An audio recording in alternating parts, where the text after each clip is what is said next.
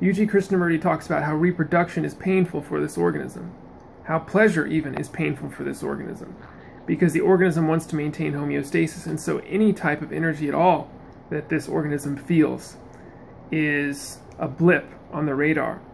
It's as if it wants a steady line, but the only way that a steady line exists is in death.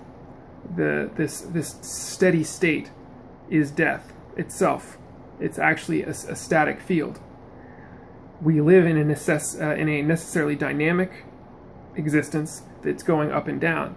Each one of those blips goes up, and then there has to be a counterbalance below to even it out. Otherwise, entropy takes over and the being dissolves. So that line is perfect homeostasis, but it's also death. So the goal is to get as close to that homeostasis and still perform the basic functions of life as possible. The separate self, however, especially in today's world, is so much of an abstraction. It lives in a world of confusion, delusion, creation of its own thoughts, creation of its own abstractions, relativity to the extreme, to the point where it creates its own radical energies of pleasure, pain, novel sensations. It craves novel sensations because it wants continuity of the personality. The way the personality stays together and builds and defines itself is around these experiences. So it's a very conflicting thing. The thought is the enemy, as U.G. Krishnamurti says. Thought is your enemy. And it creates things like the idea of enlightenment. It creates a mystique of enlightenment. It creates gurus where the person reverts to a childlike state and then goes to these gurus to reenact certain things, to have a personality aspect reinforced again and again, because the energy is frozen in the body. Okay, and I'll get more into that later at another time. But my point really is that the energies that we appear to perceive as pleasure or pain, although the organism abstracts them differently, with this, the separate self abstracts them differently, the physical organism itself and the higher self just detect them as energy. And we see this when we meditate or when we take LSD, for example, that pleasure and pain become dissolute and blurred, and the line between them is non-existent. We feel them as different types of pressures. That's all that we feel them as. On a higher dose of LSD, you feel pain. For example, if you were to take a needle and prick yourself, you might just feel pressure. Or if you were to have an orgasm, you would feel pressure, contraction. Eventually, if you go out far enough, all you feel is energy. You feel different types of entropy, because that's really what it is.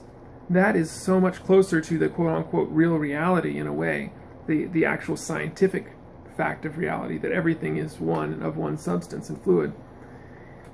The separate self abstracts this energy in a certain way that is favorable for its survival.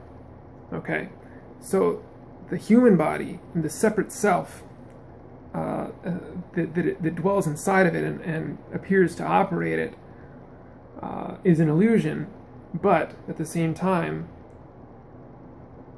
it's not, because it defines these energies of pleasure, of pain, or whatever it is that we're feeling, emotions of sadness, emotions of grief, although they are all physical types of energy. Okay, they're neurons going off in the brain, and by necessity, they are real and physical. They have physical substance, they have a location in the universe, they have a weight, they have a moment in time. Okay, so they are real, quote unquote, and they are physical. But they're all the same. They're all energy to varying degrees, just like a 1 and a 0. If it's a 1, it's all a 1. It's all ones or nothing. And yet we can still make an entire computer program just out of the ones and nothing. So that's form and emptiness is 1 and 0, and they're both 0.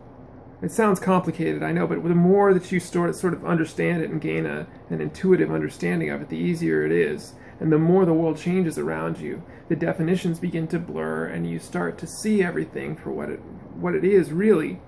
But you can still step into the separate self, into the abstraction, and you can see the way that the body has been created for survival, the way that the body interprets the pleasure and pain, the way that the body rebels against the pain, because it naturally wants to escape.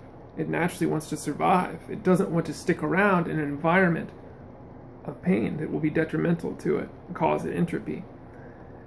The pleasure, on the other hand, is a reward, temporary, for your survival. And we evolved to work with certain energy levels of pleasure that have been hijacked by the refining of drugs, for example, causing the body far more of a neurological chemical release, a neurochemical release, than ever would have been done before. Methamphetamine, for example, it's something like 1,000 times the dopamine that you would release when you take an opiate or smoke some marijuana or something like that, something more natural.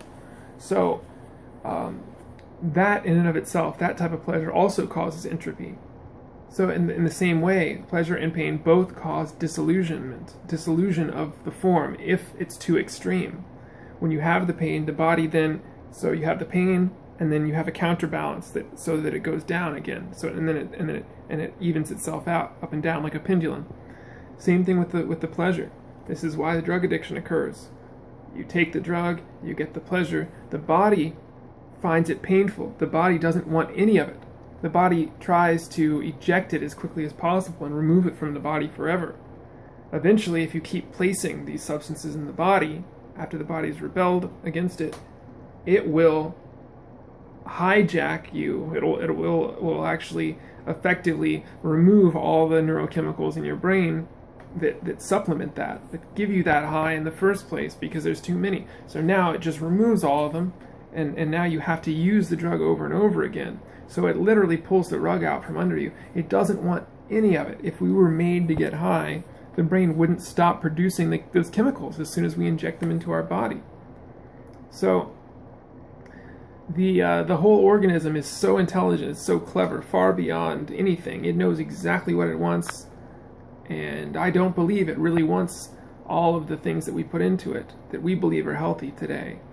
I think that U.G. Krishnamurti said the body needs some basic BTUs. It could survive off of wallpaper and glue. The glue is for some spice, for some flavor. He said there's a woman in Stalingrad that he talked to, the siege of Stalingrad, and what was that, Leningrad? I don't know. I can't remember. I think it was Stalingrad, right?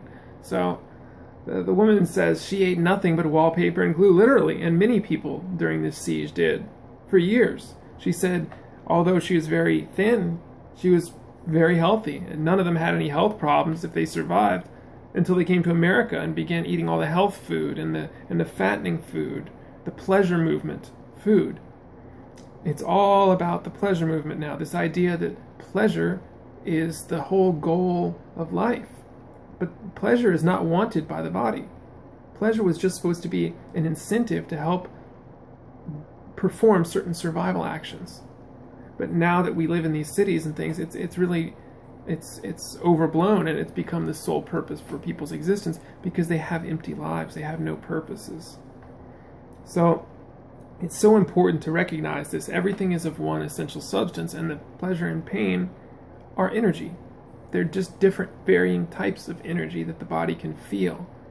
And once we lose our imprinting, conditioning, and learning, everything that helps us create barriers and definitions in our personality, we don't feel pleasure or pain defined as favorable or unfavorable. We detect it as pressure, as energy, eventually.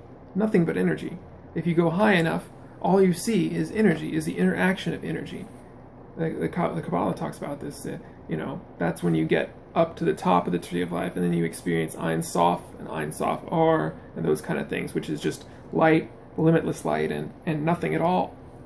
Those are really the highest levels of creation. for whatever reason.